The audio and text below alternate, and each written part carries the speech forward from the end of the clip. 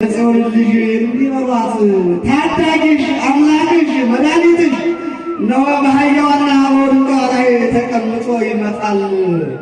ወያጠፍ ሰረገላ እምየብለ ወአብራሰ ይሁዳ ከይሁዳ ሰረገላውንና ፈረሱን ያረጋል፣ በተናቀችው አህያዋ ላይ ተቀምጦ ይመጣል የሚል ትንቢት ስላለ በዚህ ዓለም ተበላሽቶ የሰራውን ሁሉ አስቀድሞ በነቢያት አድሮ ትንቢት አናግሯል። ያን ለመፈጸም መድኃኔ ዓለም ክርስቶስ ዛሬ ለእኔና ለእናንተ ሲል ታላቁ ሰማያዊ አምላክ በታናሿ ፍጥረት በአህያዋ ላይ ተቀምጦ ወደ ቤተ መቅደስ የገባበት ዕለት ነው። ይህ ዕለት የአምላክ ትሕትና የሰው ልጅ ልዕልና የተገለጠበት ነው። ይህ ዕለት የማይናገሩ ግዑዛን ፍጥረታት ፈጣሪያቸውን ያመሰግኑበት ቀን ነው።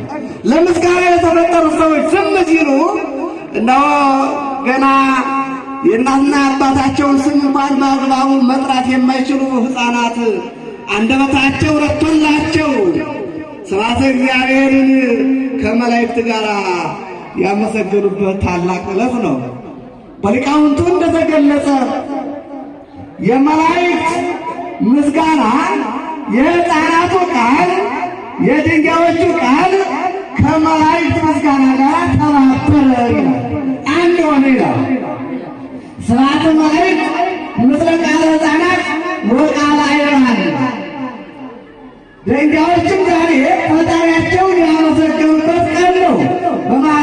በሉቃስ ወንጌል ምዕራፍ 19 ቁጥር 41 ላይ ጸሐፍት ፈሪሳውያን ደቀ መዛሙርትን ዝም እንዲሉ ገሥጻቸው ሲሉት ለእማ መሙ እሎ ይቄሉ ሁሉ አይባል። ለምስጋና የተፈጠሩ ሰዎች ዝም ቢሉ ድንጋዮች ይጮኻሉ። አይባነ ቢታንያ ሆሳዕና በአርያም ሆሳዕና ለወልደ ዳዊት እያሉ ምስጋና ያቀረቡበት ዕለት ነው ወገኖቻችን። ይህ ነው በመጽሐፍ ቅዱስ ላይ የተገለጠው እውነት በአደባባይ እየመሰከረች ያለች ታላቋ ቤተ ክርስቲያን ነች።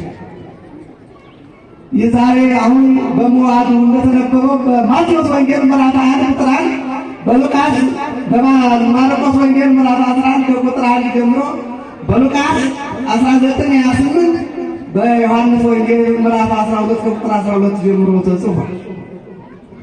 ማቴዎስ ላይ መድኃኔ ዓለም ክርስቶስ ወቀሪወ ወደ ቤተፋጌ በደረሰ ጊዜ ከደቀ መዛሙርቱ ሁለቱን ዮሐንስን፣ ጴጥሮስን ወደፊት ወዳለው ሀገር ሂዱ፣ መንገድ ሂዱ፣ በዚያም አህያዋን ከነውርንጫዋ ታስራ ታገኛላችሁ፣ ፈታችሁ አምጡልኝ፣ ምን ታደርጋላችሁ ቢላችሁ ወይም ቢሏችሁ ለጌታ ያላደረጉ ሰዎችም ደግሞ ልብሳቸውን በአህያ እግር ወይም መሬት ላይ ያነጠፉ፣ ልብሳቸውን የቻሉ ልብሳቸው ያነጥፋሉ። ሌሎቹ ደግሞ ቅጠሉን እየቆረጡ ዘንባባውን እየተነጠፉ መሬት ላይ ያደርጉታል። አይደለም አንተ የተቀመጥክባት አህያ እንኳን መሬት መንካት አይገባትም። የሚገርም ነገር ነው። አሁን የአምላክን ትሕትና አስቡት፣ ልዕልናውን አስቡት። በዚህ ጊዜ ተገኘ፣ በዚህ ጊዜ ያልፋል የሚባል አይደለም። ሁሉን ያስገኘ አምላክ ነው። የሁሉ ፈጣሪ ነው። ሁሉን የሰራ ነው። ሁሉን ያከናወነ ነው። እያንዳንዳችን እንድንቆይ ያደረገን እያፈጠረን እርሱ ነው። የሚታዩትን የማይታዩትን የፈጠረ እርሱ ነው። ይህ አምላክ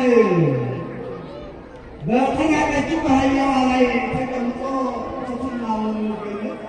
ለምን ከአህያ ከፍ ያለችውን ፈረሶቹ ከፍ ያሉትን ወጥተውን ፈረሱን ለምን አልመረጠም?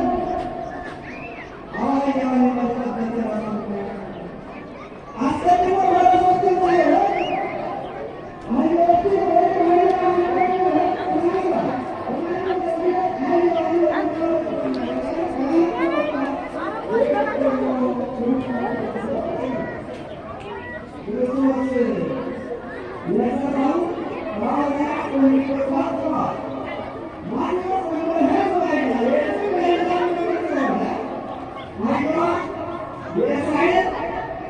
የኦሪት ምሳሌ ናት። ውርንጫው ደግሞ የአሕዛብ የወንጌል ምሳሌ ስለሆኑ መምህር ሕዝብ አሕዛብ ስለሆነ የሕዝብም የአሕዛብ ምሳሌ የሆኑትን አህያዋንና ውርንጫዋን ጽፏል። ማለበት ግን መምህር አሕዛብ የአሕዛብ መምህር እንጂ የሕዝብ መምህር ወይም የእስራኤል መምህር ስላልሆነ የአሕዛብ ምሳሌ የሆነውን ዋልን ወይም ውርንጫውን ጽፏል። ክርስቶስ ግን በሁለቱም አህዮች ተቀምጦ ቤተ መቅደሱን ዙሯል።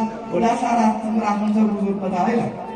እንግዲህ መድኃኔ ዓለም ክርስቶስ ፈረሶችን ሳይመርጥ አህያዋን ለምን መረጠ ከተባለ በብሉይ ኪዳን ዘመን ሰልፍ፣ ጦርነት፣ ችግር ሲሆን ሰዎች ወደ ጦርነት ሲሄዱ የሚጭኑት ፈረስ ነው።